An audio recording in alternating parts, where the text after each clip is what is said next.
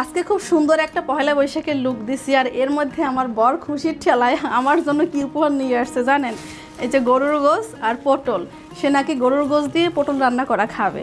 তো তার জন্য আমি এখন গরুর গোশ আর পটল রান্না করব। তবে পটলগুলো কিন্তু সে খুব সুন্দর করে কেটে দিয়েছে। আমাকে দেখছে যে আমি সাজুগুজু করে আছি, এজন্য আর আমাকে ডিস্টার্ব করে না, সেই বসে বসে কাটছে। আর এটা আমি খুব সহজভাবে রান্না করব। আর এই মশলাগুলো কিন্তু আমি আগে মানে মাখাই জাখাই ব্লেন্ডার করে রেখে দিয়েছি, এটা ইয়ে হয়ে গেছে। তো ঝটপট রান্নাটা করব, খেতে কিন্তু খুবই মজা হবে।